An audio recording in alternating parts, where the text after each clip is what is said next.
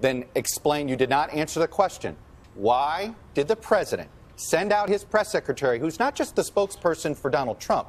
He also serves as the spokesperson for all of America at times. He speaks for all of the country at times.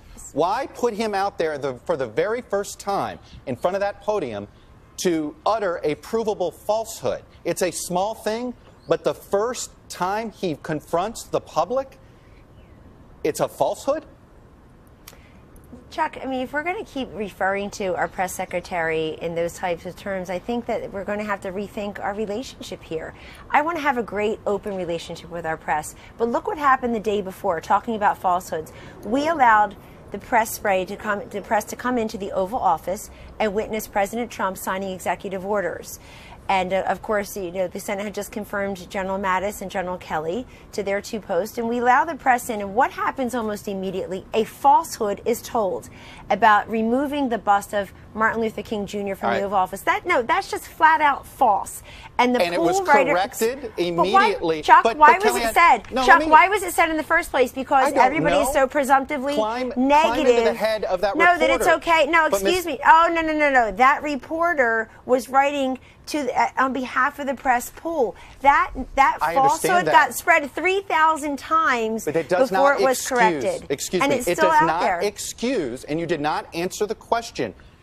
I did answer your question. No, you did not. You did not answer the question of why the president asked the White House press secretary to come out in front of the podium for the first time and utter a falsehood. Why did he do that? It undermines the credibility of the entire White House press office on day one. Don't be so overly dramatic about it, Chuck. You're saying it's a falsehood, and they're giving Sean Spicer, our press secretary, gave alternative facts to that. But the point remains. Wait a minute. Alternative facts? Alternative facts, 4 of the 5 facts he uttered.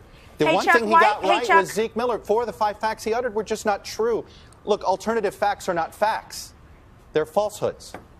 Chuck, do you think it's a fact or not that millions of people have lost their plans, their health insurance, and their doctors under President Obama? Do you think it's a fact that everything we heard from these women yesterday happened on the watch of Barack Obama? He was president for 8 years. Donald Trump's been here for about 8 hours. Do you think it's a fact that millions of women, 16.1 million women, as I stand here before you today, are in poverty along with their kids? Do you think it's a fact that millions don't have health care? Do you think it's a fact that we spent billions of dollars on education in the last 8 years only to have millions of kids still stuck in schools that fail them every single day?